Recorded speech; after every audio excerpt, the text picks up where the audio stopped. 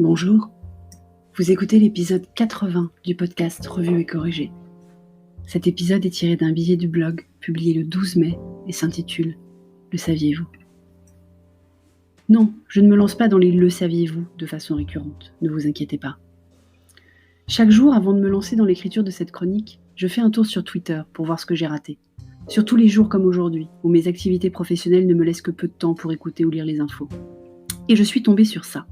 Un tweet d'Olivier Véran, que je vous lis. Chaque jour, et encore plus en cette période de Covid-19, les infirmières et infirmiers sont au chevet des Français. Aujourd'hui, rendons leur hommage pour leur travail et leur dévouement. Un grand merci à toutes et tous. 12 mai, journée internationale des infirmières et des infirmiers. Merci à toutes et tous qui êtes mobilisés depuis le début de l'épidémie face au Covid-19. Fin de citation. Donc aujourd'hui, c'est la journée internationale des infirmiers et des infirmières, et je ne le savais pas. Les médias en ont parlé ? On vit une époque formidable. Hier, on a eu droit à 2 images chocs. La première, tôt le matin sur BFM, avec une ligne 13 saturée. L'autre, le soir, avec le canal Saint-Martin débordant d'apéros improvisés. Sur la première image, tous les médias ont commenté, avant que de se raviser. La saturation matinale avait en fait été provoquée par un retard de départ de ligne à cause d'une inondation. En fait, tout allait bien le reste de la journée. Sur la deuxième, elle a commencé à circuler hier soir, mais a surtout fait les choux gras des rédactions ce matin. Les médias adorent les trains en retard, donc. On le savait déjà, mais cette crise a encore plus mis en avant la propension des médias à montrer du sensationnel, du controversé, à appuyer là où ça fait mal. Alors j'ai été revoir un épisode de Some Good News dont je vous parlais il y a quelques semaines. Parce qu'il y en a marre. Je me suis rendu compte que j'étais moi-même tombée dans le piège tendu. J'ai peur de ce déconfinement parce que j'ai vu à la télé des images de gens irresponsables.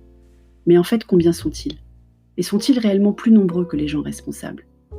Quand je me suis baladée hier, je vous l'ai dit, tout le monde ou presque était masqué, les files d'attente étaient bien espacées, les magasins bien équipés en plexiglas et autres gels hydroalcooliques. En fait, si je regarde en bas de chez moi, et pas dans l'écran de la télé, ça ne va pas si mal que ça. Je suis quand même fâchée, mais rien à voir avec les gens irresponsables. C'est par rapport à l'école de Petit Dôme. Je vous avais raconté la semaine dernière le Zoom géant avec la directrice de l'école complètement paumée, où j'avais appris qu'un maître d'école ne peut pas envoyer un message aux enfants encore en téléécole pendant qu'ils donnent classe.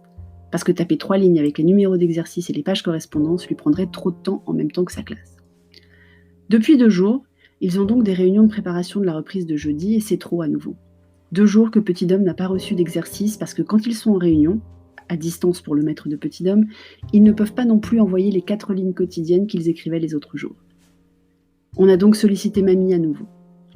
Elle qui n'avait jamais allumé d'ordinateur de sa vie entière, qui n'utilise un iPad que depuis sa retraite il y a quelques années, et qui galère encore souvent pour trouver ne serait-ce que l'adresse de ce blog, s'est révélée d'une autonomie déconcertante quand il s'agit de la scolarité de son plus jeune petit-fils.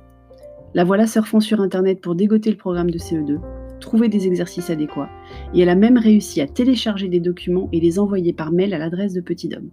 Elle n'a eu à s'y reprendre qu'une seule fois, et elle ne m'a même pas appelé pour s'en sortir. On est tous bluffés. Comme quoi le digital, ce n'est qu'une question de motivation. Merci de m'avoir écouté. Si vous écoutez sur Apple, laissez-moi un commentaire et des étoiles. Et sur toutes les plateformes de balado-diffusion, abonnez-vous et partagez. À bientôt.